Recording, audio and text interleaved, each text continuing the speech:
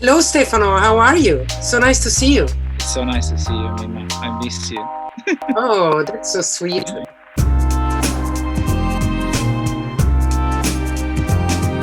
Let's start. Stefano, I know you've been very, very vocal with your rewiring fashion initiative that you launched with the business of fashion, if I'm not mistaken. So my first question would be, can you, in 2 minutes, try to explain here what it is and what you've done?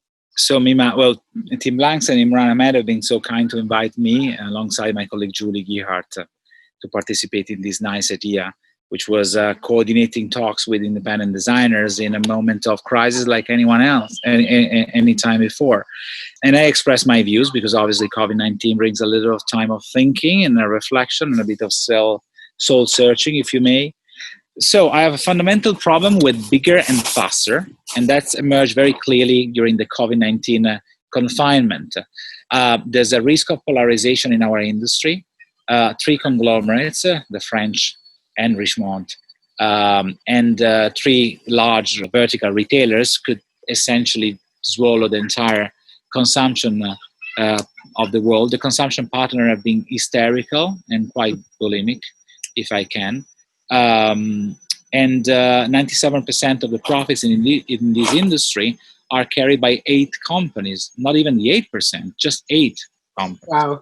Which means that collectively all the other operators are losing money, which means you have to rewrite the rules, which business as usual would not be acceptable for a number of ethical and practical reasons. That businesses have to be more sustainable and realistic and pragmatic about the way they carry forward, and obviously less product in the market should be one of the consequences of that. 147 billion units of garment for 7.8 billion units of humans, out of which the figures are scary. Unfortunately, not consuming enough for themselves.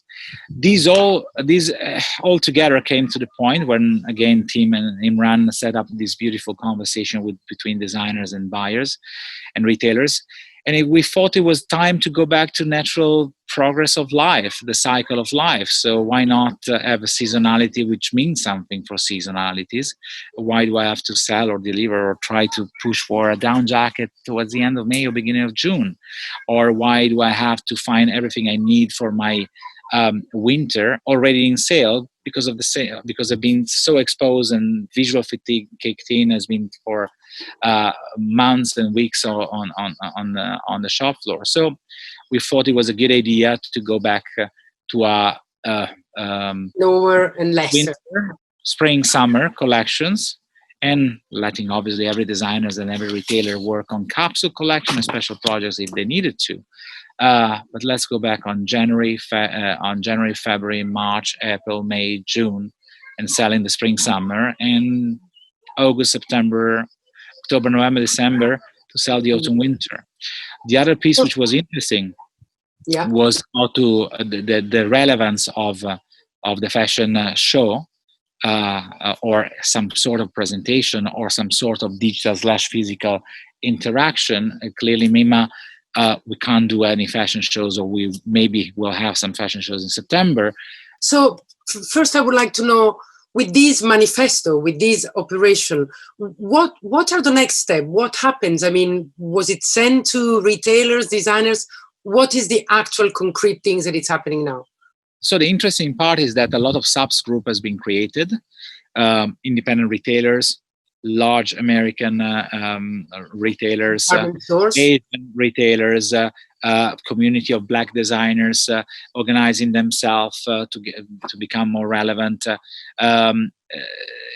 Contemporary designers, not only independent high-end designers. So all these subgroups should reunite in one-off final piece of presentation, which should be around mid of July, in which we will try to deliver not only the manifesto per se and the reasoning why of the manifesto, but some operational tools, a critical path on how to develop your collection according to the manifesto. So how you present your autumn-winter collection in January for 1 month, maybe designing 3 drops, and what drops, when the drops should be delivered, when you have to start designing it, when you have to order fabrics, and also a pipeline for digital production, a schedule for digital production content according to the new manifesto. There's one piece of innovation.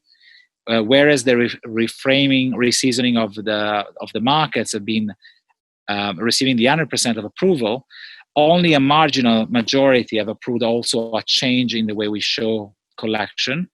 Becomes more and more obvious that consumers are interested in what happens behind the curtains of the fashion industry. So it becomes very weird to present the spring summer in July and not having in stores until January.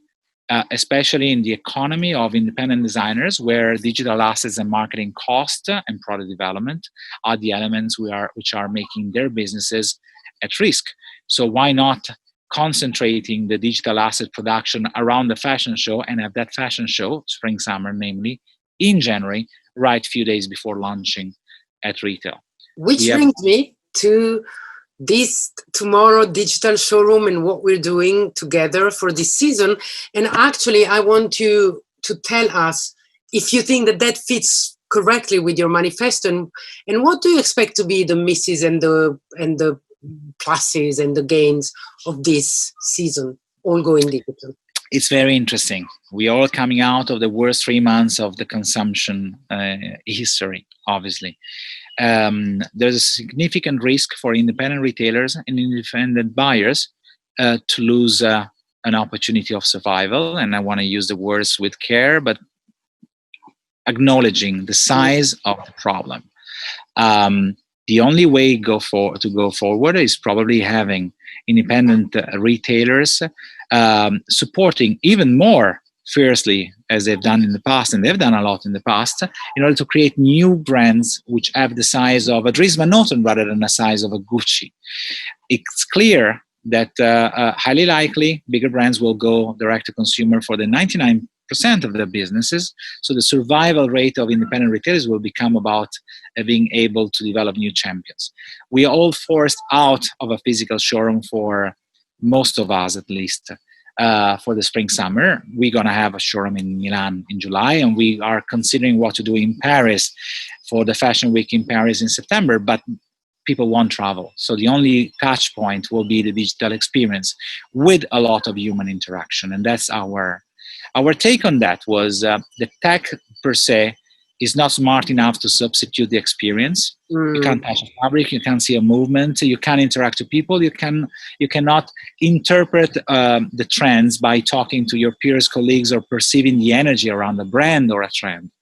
So what we can do is providing good quality content, a lot of honest interaction, direct interaction, human-to-human interaction, and to take our buyers and our designers through a journey where there will always be people talking to people and guiding them through the information, like us now. And instead of having a tech sort of dry experience, you will have a virtual conference with content sharing and with a good old school selling appointment through the season. We expect that will be successful, but also we expect that people would want to integrate this new experience with a much missed people gathering together experience as soon as we can. Which probably means that in the future we will blend both. There will be the palais and the digital experience, I guess, right?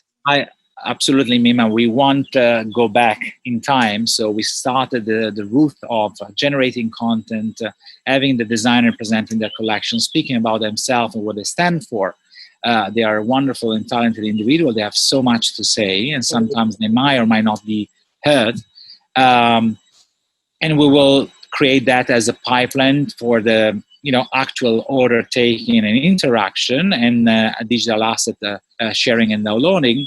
But then we will invite people as soon as possible to our beautiful locations and see the installations of our designers. And maybe the buyer will end up spending less time in the showroom. We'll go there, touch the fabrics, have a conversation, look about it, and go away with the digital showroom and the physical memory of what they've seen. And listen to the story online, yeah. I expect that will be the natural evolvement.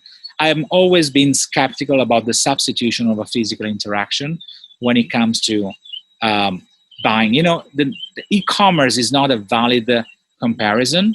E-commerce, you can buy one piece. It could be £50 or £2,000. You can send it back. Here we're talking about purchase orders of 10,000, £500,000.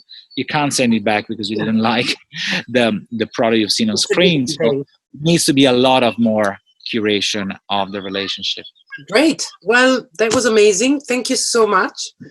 There's a lot to think about. And well, I hope to see you on the other side of all this lockdown and summer, and I'll see you in autumn, I guess. Can't wait to see you and to see the crew physically as soon as possible. Thank you very much. Bye. Ciao, Mimma. Bye, Mimma.